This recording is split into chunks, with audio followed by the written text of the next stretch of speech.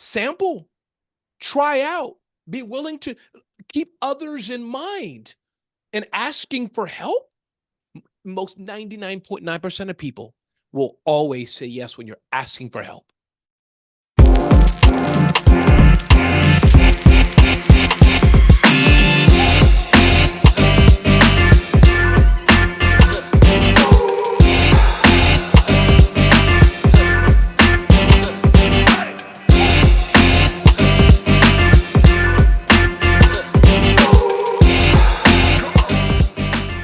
Hello, everyone. I am Melissa Forziat of Take the Doughnut, here to help you get inspiration and get donuts. I'm a motivational keynote speaker, but today I am bringing you a Take the Doughnut interview with Ramon Ray. And Ramon is a small business expert, a motivational speaker, and a world-class event host. And I can say I have personally been in the audience when Ramon was hosting an event, and he brings so much energy to the stage. So Ramon, I am so glad to have you here with me today. Yeah, I'm glad to be here. Anybody who has donuts in the name, donuts in the background, I'm like all for it. Just pretend there's coffee or something, or cold milk, whatever you want in the back of my background. How about that? That's perfect. Well, I mean, that brings me to my very first question. What is your favorite donut? My favorite donut, I don't know exactly where it's from, but it's kind of one of those bougie type of donuts that cost like $7 each, kind of cakey with a nice, thick, unhealthy filling or thingamajiggy on top. So whatever you want to call that, that's really my favorite donuts, but all I have around me are the traditional, the donuts that America's on or whatever that word is. So just have those, but kind of that like bougie-ish, custom, thick donut, cakey. That's my best donut. Okay, and you want to see a display case that just has toppings galore, it sounds like, just all over the place. Yeah, ish, but I'm kind of a plain Jane guy. All the Janes out there, I say that in positivity, kind of the whatever you call the glazed plain yellow looking donut, that with a simple chocolate frosted topping or something simple. I don't like cream inside, but but a cakey, nice donut, plainish, and a nice, tasty, sweet frosting, which pushes me to the gym. Okay, I like it. Well, we've described Ramon's perfect donut here. This is great. Well, I said just a little bit about you up front, but what do you want us to know about you? Tell us more about yourself. Sure, I am unapologetically positive. That's what other people have said about me and what I've integrated into my bio and my website. And I do love people. I love getting to know people, empathetic, kind, caring. That's what my audience is, and I'll get to professional in a minute. But say about me that I like people. The human dimension is really first and foremost. Even when I sell stuff, it's how are your kids? How are you doing? It's the human. Professionally speaking, I'm an entrepreneur that started 5 companies. Most have been media entities, blogs of some version of sort. Sold 3 of them, authored 5 books, and my specialty is small business growth. So large brands work with me to do edutainment. I don't go deep. I don't really know nothing about nothing. But if they just want to laugh a bit and start off with a bang, they call me. So entrepreneur, media companies, and a speaker and lover of people. What a wonderful way to sum it up. I love it. You sold yourself very well there. This is perfect. Thank you. Well, what are we doing here today? This is a Take the Doughnut interview. And for me, that's an expression that's the same as carpe diem. It comes from this very strange thing that happened to me in college where I left an actual donut on the table, and it became an object lesson for me and what it looks like to leave opportunity on the table. So I don't want to do that anymore. I want to take the donut. And that's what I say to myself. I'll link a video here so those who haven't heard it yet can hear that. But this conversation is all about going after goals, going after opportunities. What does that look like in real life when we go to do that? So Ramon, tell me, how are you with going after goals? What is that process like for you? Sure. I wish it was better than it should be. On the other hand, sometimes I need to give myself grace and I may be too hard on yourself. But my going after goals on the positive side is just doing it. I have a general idea of where I want to get.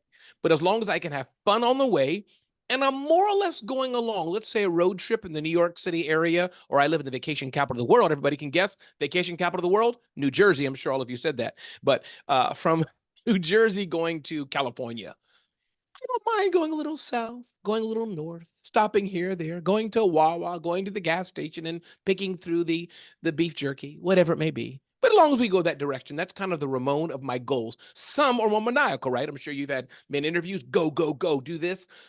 But I do have some of that in me, Melissa, and you can help me unpack that. Maybe like I do have a bit because I post a lot online. If I'm in the gym, I wake up at 4:30. I'm very particular about my morning devotions. So there's a bit of me in there, but I think inside, I'm like, this didn't happen today. Okay, so goals, do have goals. In fact, ironically, I have goals here. They're 2020 though, so going back to me meandering. So is that helpful, Melissa? I am goal focused. I've had some accomplishments, but I think I'm more the chill goal getter. The word that came to mind for me as you were saying all that is sort of forgiveness. It's like you have goals, you have direction, you are assertive in moving towards them, and you are forgiving of yourself if things meander a little bit or if things have to shift a bit. And I think that's a kindness to yourself that we can all have, because I think the people who are super focused on a goal, sometimes that also is paired with being really hard on themselves. That's right. I like how you said, it's a good point. And so, yeah, I am goal focused, but I think I give myself, and the con of that, if I can just say, is that, sometimes our positives are negative, is that sometimes I wish I was maybe a bit more focused or a bit less forgiving, as it were, a bit more Kobe, Jordan, take your pick of whatever, high achieving athlete or whatever. So some days I wish I was more of that, but you know what, Ramon, do you like being Ramon? Yeah, he likes being Ramon. So we're good. Amazing. Well, okay. So let's say you're working on those goals. Let's say you got that 2020 list in front of you and you're trying to keep motivated. How do you do it? Definitely, Melissa, not forgetting where I've been and why I'm doing it. I recall my father, and again, to all the guys out there about to say, don't be too hard on yourself. This is my dad I'm talking about. I'm sure many of you can identify, maybe big stomach, big gut dad. It happens, older guy. And that image is an example. Loving father. His name was Clay, passed away many years ago. But that image I'm 51 and I'm like, you know what? I don't want that. I know that I'll get that, our stomachs will grow. And I hope I'm saying this honorably, on your podcast, but you asked me. So it's, if I eat late at night, eat a lot of sodas, junk food, you're going to gain weight. You sleep on it over time, it'll grow. So as an example, that's why over the past 20 plus years, push-ups, stretches, pretty much every day for the past, since I've been married, 30 plus years. And then gym, off and on the journey, right? In the gym, working out, iron or not. But is that helpful kind of just how what drives me? So the answer to the question is, remember why I'm doing it. When I think of my current venture, I want to sell it for, I'll call it out, 2 or 3 million. That's a stretch for me. I'm not some Harvard Business Review, Wall Street Journal. He sold it for 70 million. I've not done that. I've sold things for some good money, but I'm like, let me do this. Why? So I can give more money to others and set off some generational wealth. So hope that wasn't too long, Melissa, but that's beautiful. It sounds like you sort of have a picture in your, whatever the goal is, you have sort of a picture in your mind of what you're aiming for, and it's the beacon. That's what you're heading towards. Yes, I love it. You say things so good. You and I should just follow each other around. Maybe you want to move here and we can just tag team. Like, I'll say something, you'll be like, he means, and but you do it well. Thank you. It's like we're going to be simultaneous interpreters for each other at all of our events. It's like, if you needed it like this, that's Ramon. If you needed it like this, that's Melissa. Yes. Melissa will say something, everybody listen, the dichotomy of change is revolutionary to all people. People move. That's what she meant, move. We've summed it up. We've figured out exactly who each other is in this, like in a matter of moments. I love it. This is so wonderful. Well, I have to ask you this. So a lot of times you're moving towards something, challenges come up. Sometimes it's the same brand of challenge over and over again. Is there any type of challenge out there that's like your Achilles heel? No matter what goal you're moving towards, it seems to come up. For sure. I'm a big dreamer and I see ideas. Melissa, let's do your podcast in Dunkin' Donuts. Let's have it all over the world and do it there and do it. Ramon, good idea. Let's do it. 6 months later, Ramon, what's happening with it? Oh, I started it, but challenging me to finish it. So that's my Achilles heel. I dream well. I'm a pretty good leader. I have a good team, execute pretty good, but meaning just the details, I guess that's probably the word I'm fishing for. The details is where I could do better at. So that is my Achilles heel. And I think if it's helpful, let me add something else to those listening. Our Achilles heel don't mean they have to be the end of us, but since I know that, my executive assistant when I hired her. And I've been, I had one that was with me for 7 years and she's done some other things. And I have a newer one. I said, listen, I'm not a detailed person.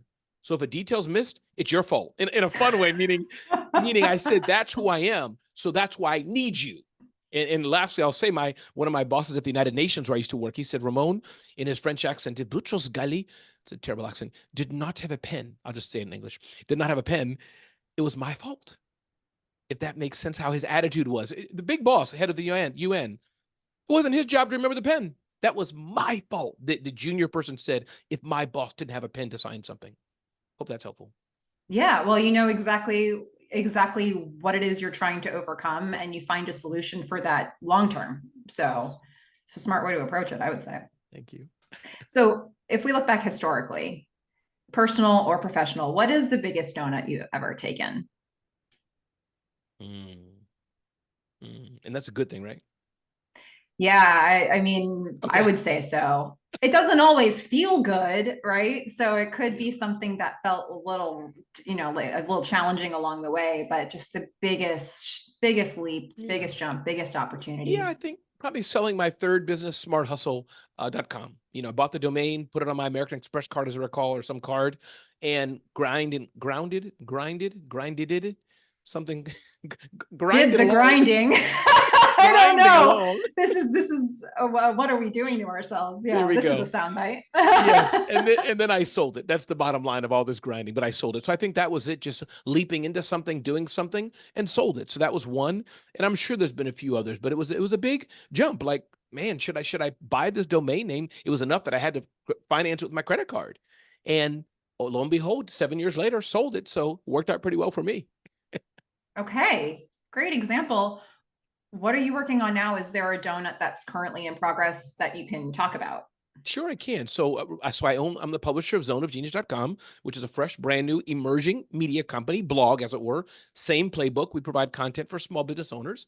And then recently, I've had a dream, a vision, Melissa, to be on national TV. Again, everybody may say that, and I get it, but that's as an edutainer, I'm not a consultant. I don't have people call me and bill hourly. It's just not my thing. I work with large brand sponsors. So TV show, Steve Harvey, think of that. Or media, Tyler Perry, two people I kind of look to, for media. And so I just recently, USA Today came to me and said, Ramon, we want to put your show called The Rundown with Ramon. I've been doing it just like you're doing it, like I do it. We all similar playbook, trying to serve people, but they said, we want to take your show on USA Today and stream it to 17 or so networks. So that just happened.